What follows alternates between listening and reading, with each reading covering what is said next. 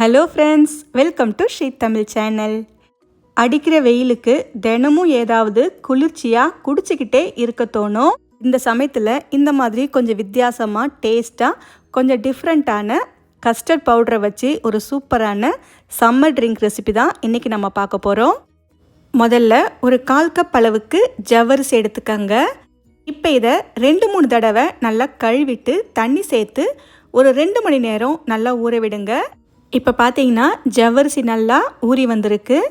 அடுத்து ஒரு பாத்திரத்தில் ஒரு 3 கப் அளவுக்கு தண்ணியை நல்லா எந்த அளவுக்கு கொதிக்க விடுங்க. தண்ணி நல்லா கொதிக்க ஆரம்பித்ததும் நாம் ஊற வச்ச ஜவ்வரிசியை தண்ணியை வடிகட்டிட்டு சேர்த்துக்கங்க. இப்போ இந்த ஜவ்வரிசியை நாம் சாஃப்டாக வேக வச்சு எடுத்துக்கலாம். நல்லா கலந்து விட்டு வேக விடுங்க. நாம் ஜவ்வரிசியை ஊற வச்சுருக்கிறதுனால நமக்கு 2-3 நிமிஷத்துலேயே சட்டுன்னு வெந்து வந்துடும். கொஞ்ச நேரத்துலேயே பார்த்தீங்கன்னா ஜவ்வரிசி எல்லாமே நல்லா வெந்து மிதக்க ஆரம்பிச்சிடுச்சு. இந்தளவுக்கு வந்ததும் நாம் ஸ்டவ்வை ஆஃப் பண்ணிடலாம். ஸ்டவ்வை ஆஃப் பண்ணிவிட்டு ஒரு 5 நிமிஷம் அப்படியே வச்சிடுங்க. 5 நிமிஷத்துக்கு அப்புறமா இதை நாம் வடிகட்டிக்கலாம். தண்ணியை வடிகட்டிட்டு இப்போ இதில் பச்சை தண்ணி, நார்மல் பச்சை தண்ணியை ஒரு முறை சேர்த்து கலந்து விட்டுக்கங்க. இந்த மாதிரி செய்யும்போது ஜவ்வரிசி மேலும் குழஞ்சி போகாமல் ஒன்றோடு ஒன்று ஒட்டாமல் கொஞ்சம் தனித்தனியாக இருக்கும். அதுக்காகத்தான். அடுத்து ஒரு பாத்திரத்தில் 3 கப் அளவுக்கு தண்ணி சேர்க்காத பால் சேர்த்துக்கங்க. ஒரு 3/4 லிட்டர் அளவு பால் இருக்கும். இப்போ இந்த பாலை நாம் மீடியம் ஃப்ளேமில் வச்சு காய்ச்சி எடுத்துக்கலாம். பால் நல்லா காய்ஞ்சி நல்லா இந்த அளவுக்கு கொதித்து வரணும். பால் கொதிக்க ஆரம்பித்ததும் ஒரு 2 நிமிஷத்துக்கு லோ ஃப்ளேமில் வச்சு கொதிக்க விடுங்க. அடுத்து இதில் ஒரு 1/4 கப் அளவுக்கு சர்க்கரை சேர்த்துக்கங்க. சர்க்கரை சேர்த்து நல்லா ஒரு முறை கலந்து விட்டு இன்னும் 2 நிமிஷத்துக்கு நல்லா இது கொதித்து வரட்டும். அடுத்து ஒரு சின்ன பவுலில் 2 ஸ்பூன் அளவுக்கு கஸ்டர்ட் பவுடர் எடுத்துக்கங்க. நீங்கள் எந்த ஃப்ளேவரில் வேணால் எடுத்துக்கலாம். இப்போ இதில் கொஞ்சமாக தண்ணி சேர்த்து கட்டி இல்லாமல் நல்லா இந்த அளவுக்கு கரைச்சி விட்டுக்கங்க. இப்போ கரைச்ச இந்த பவுடரை நாம் கொதிக்கிற பாலில் சேர்த்து நல்லா கலந்து விட்டுக்கங்க. இது சேர்த்த உடனே நமக்கு பால் இன்னும் கூட கொஞ்சம் கெட்டியாக ஆரம்பிக்கும். கைவிடாமல் கலந்து விட்டுட்டே இருங்க. இது கொஞ்சம் கொஞ்சமாக கெட்டியாக ஆரம்பிக்கும். நாம் இதை சர்பத் மாதிரி பண்ணுறதுனால இது ரொம்ப கெட்டியாகக்கூடாது. லேசாக கொஞ்சம் க்ரீமி கன்சிஸ்டன்சிக்கு வந்தாலே போதும். இப்போ பார்த்திங்கன்னா எல்லாமே சேர்ந்து நல்லா கொதிக்க ஆரம்பிச்சிடுச்சு. இந்த அளவுக்கு நல்லா கொதிக்க ஆரம்பித்ததும் லோ ஃப்ளேமில் வச்சு ஒரு 2 நிமிஷத்துக்கு நல்லா கொதிக்க விடுங்க. இப்போ பார்த்தீங்கன்னா பால் நமக்கு சரியான கன்சிஸ்டன்சியில் ரெடி ஆகிடுச்சு. இப்போ நாம் ஸ்டவ்வை ஆஃப் பண்ணிடலாம்.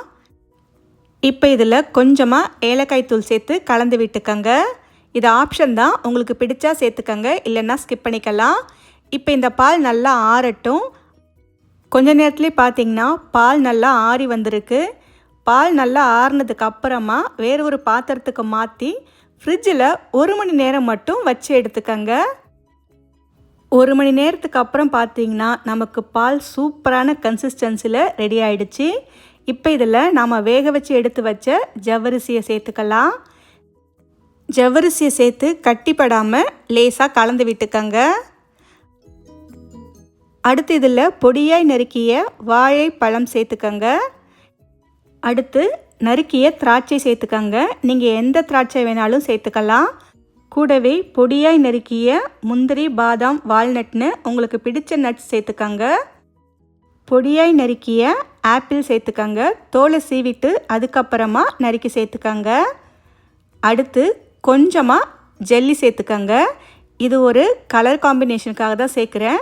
இதுக்கு பதிலாக நீங்கள் மாதுளம்பழம், ஸ்ட்ராபெரின்னு எது வேணால் சேர்த்துக்கலாம். அடுத்து ஒரு 1/2 ஸ்பூன் சப்ஜா சீட்ஸை 15 நிமிஷம் தண்ணியில் ஊற வச்சு எடுத்து வச்சுருக்கேன். இப்போ இதை சேர்த்துக்கலாம். ஃப்ரூட்ஸை பொறுத்த வரைக்கும் இது எல்லாமே சேர்க்கணுன்னு அவசியம் இல்லை. உங்ககிட்ட என்ன இருக்கோ அதை நறுக்கி சேர்த்துக்கங்க. ஆனால் கண்டிப்பாக ஜவ்வரிசி, சப்ஜா சீட்ஸ், நறுக்கிய நட்ஸ், அப்புறமா கொஞ்சமாக ஏதாவது ஒரு ஃப்ரூட் சேர்த்தாலே போதும். இப்போ இதை திரும்பவும் ஒரு 10 நிமிஷத்துக்கு மட்டும் ஃப்ரிட்ஜில் வச்சு எடுத்துக்கங்க. அவ்வளவுதான் ஃப்ரெண்ட்ஸ். இந்த வெயிலுக்கு ஏற்ற மாதிரி ஜவ்வரிசி, சப்ஜா சீட்ஸ், ஃப்ரூட்ஸ் எல்லாம் சேர்த்து ஒரு சூப்பரான ஹெல்தியான சம்மர் ட்ரிங்க். கண்டிப்பாக இதை உங்கள் வீட்டில் ஒரு முறை ட்ரை பண்ணி பார்த்துட்டு எப்படி இருக்குன்னு சொல்லுங்கள். இந்த ரெசிபி உங்களுக்கு பிடிச்சிருந்தா லைக் பண்ணுங்கள், ஷேர் பண்ணுங்கள். ஸ்ரீ தமிழ் சேனலுக்கு சப்ஸ்கிரைப் பண்ணுங்கள். தேங்க்ஸ் ஃபார் வாட்சிங்.